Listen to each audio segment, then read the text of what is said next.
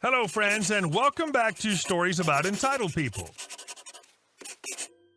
I love when those things happen, and they just walk away. Priceless. We'll start our video with a similar story. But before we begin, don't forget to subscribe to our channel if you're new here, and turn on notifications so you don't miss a new video every single day. Here we go. The tale of the $250,000 fine. In late 2001, I worked in a company store that was owned by a family. They paid well, and I loved working there. Well, the owners decided to get an investor and expand the business into the neighboring space. Somehow, got someone to agree and even did a walkthrough with them, introducing me as the bookkeeper. I didn't have a bookkeeping certificate, but I was studying to get one. The name of the company changed when they sold half the company to the investor, and I was offered the bookkeeping position at this new company. I figured I'd get a look at the books and report them to the proper authorities. They actually rented the second unit but didn't get the landlord's permission to open up the wall and create a way for customers to get from one unit to the other. Well, the building inspector came by, fined them, and forced them to do a ton of work to bring the building up to code.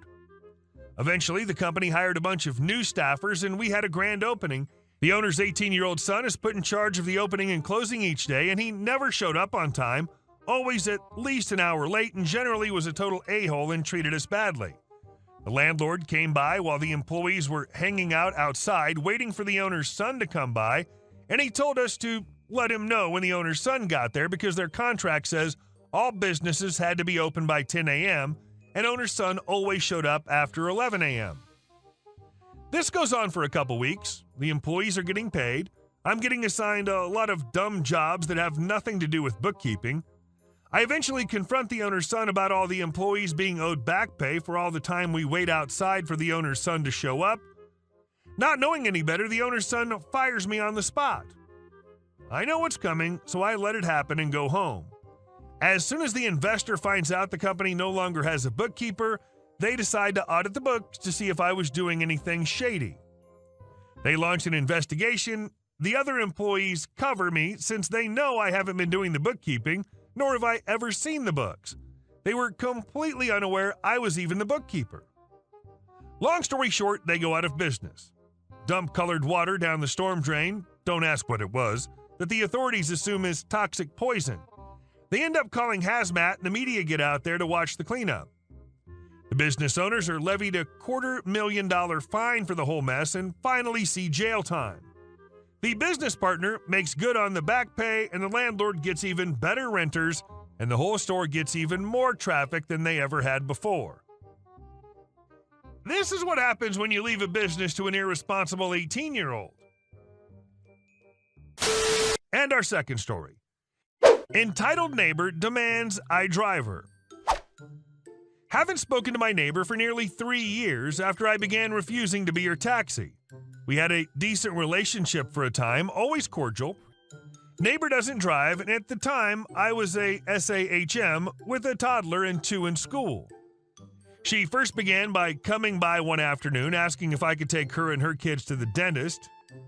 Okay, sure, it's not far. Then another time, her child needed seen at urgent care and she needed me to take them, but this is when issues first began. That particular day, I had a contractor at the house and needed to finish with this. She told me I needed to hurry. I told her it wouldn't take long, but if it's an emergency, call for emergency services or an Uber. She said it would wait, so my contractor's done and we go, and I pick them back up. Well, this goes on for a while, off and on. Frankly, it's a little frustrating, but I'm trying to be neighborly, but then she began flipping a little. One day, I get a text asking if I left to take my kids to school. I had. She said hers overslept and wanted me to drop them off for her. Our kids went to different schools. I say, yes, but she needs to come too because I won't sign them in. She agreed, and overall, I spent an extra 40 minutes out of my morning with my toddler who doesn't love being in the car.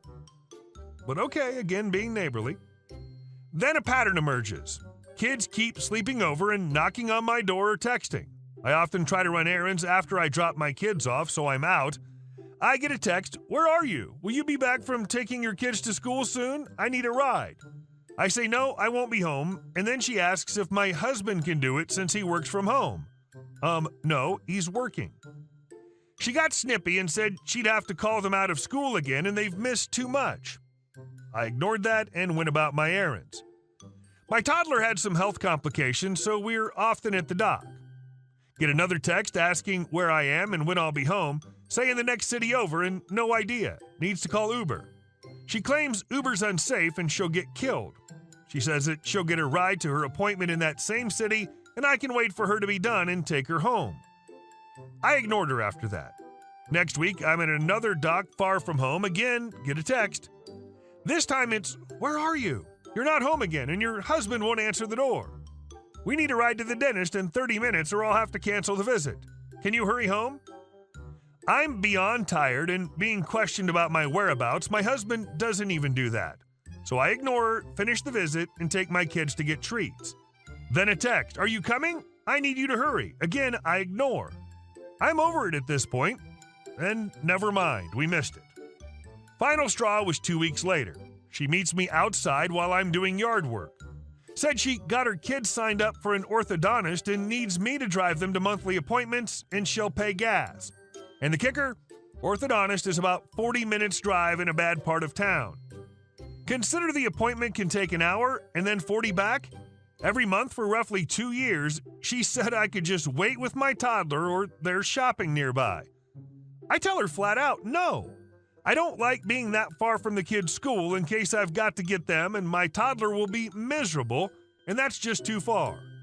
I asked her why she booked an orthodontist that far when she doesn't drive, and she said because it was cheaper.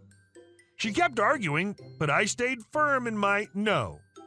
She was very frustrated with me and had been frustrated I hadn't been around more lately to help her out. My husband's mad at this point and had told me to stop completely because she's using me, and he doesn't like that. He was right. I told her I won't change my mind. She grew cold towards me. I got another ride, but then 1 month her ride bailed on her, and she came and asked if I would take her. I told her no. I explained it last time, and that's not changing. She was furious and legit never spoke to me again. And I certainly won't reach out for more of that. Wow, you were overly kind. And she just kept on expecting. I'm glad you stood your ground. And our next story. I'm a student. You probably should have asked first. Back in 2018-2019, 20-year-old female at the time, was in school to become a hemodialysis technician. It was a 6-month course and I started in October of 2018.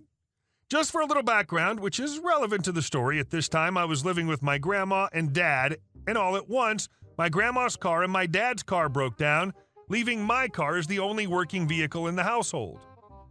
I transferred ownership of the vehicle to my dad since it was an ugly, beat-up old van and he loved it and was using it more frequently than I was. He became the family chauffeur, taking me and my sister to school in the morning, my grandma to work, then heading off to work himself, which was 40 minutes the opposite direction. I was also working full-time after school, so needless to say, this was a rough 6 months. Luckily, we were able to pool our funds together and got another vehicle which we registered in my name. At this time, I began clinicals at the hospital nearby my house. I had to be there at 4 a.m. every morning, Monday through Friday, and my dad took me there and my grandma would pick me up. One morning, a very rough morning, I was in an awful mood due to the situation. My dad dropped me off at the front entrance to the hospital. I want to mention that this is one of the biggest hospitals in my fairly large city. It recently came under new ownership and changed names, so they were doing construction to add more areas. Apparently, due to this construction, the employees of the hospital received an email that they were to be dropped off to another entrance of the hospital. This hospital was so big that they had to name every entrance very specifically so people don't get lost. Didn't help. People still got lost. Cue me being stopped by one of the security guards in front of the building saying, "Hey, you're supposed to get dropped off at this named entrance. Didn't you get the email? What's your name? You're getting written up for this." I hold up my student badge and say, "I'm a student. I'm here for my clinicals." He says, "Sure you are. What's your name?" I then push my badge closer to his face. I'm confrontational when I believe it's necessary, so I said, "Can you read? This clearly says student in all caps, blank technical school." "I'll give you a moment to comprehend." He stopped for a moment, then let me go because he realized his mistake. Maybe he should have just asked first and he wouldn't have felt stupid? Not to do with the main gist of this story, but I'm impressed how well your family worked together to solve the vehicle situation. And our last story. When you don't realize you're talking to the owner. I used to work as a bouncer at a bar, so I've dealt with my fair share of entitled people. Our bar was a little classier and we had a dress code, and we don't allow tennis shoes, basketball shoes, or other kind of workout-related shoes. This was really up to the discretion of the bouncer at the door. Now, it's important to note that the owner of the bar drops in regularly. So one day this guy comes up looking like a complete slob. I told him that we have a dress code and that we wouldn't be able to allow him into the bar. This takes place at the door, which is right next to a patio that people like to go smoke on. On this particular day, the owner was talking to someone on the patio and was only a few feet away, so he could probably hear this going on. Now, it's pretty common that we turn people away for dress code, especially if they're being entitled jerks. This guy argues that we don't have a dress code, and I'm like, what? I just told him again, as politely as possible, that we cannot let him in because he does not meet the dress code standard. He tries to push past me, and I stop him when he pulls the owner card. At this point, the owner had been slowly creeping closer to the door and for sure overheard this. Entitled douche. Do you know who I am? Me. No. Edie, I'm personal friends with the owner, and I can have you fired. People pull this crap all the time, but never when the owner is right there. The owner was wearing some dressier sneakers and kind of walks past me to stand behind me, and this dude actually goes, "Oh, so you're gonna let him in with those shoes? I'm calling the owner now." We just stare at this guy, and I say something like, "Well, I should let him in, seeing as how he owns the bar."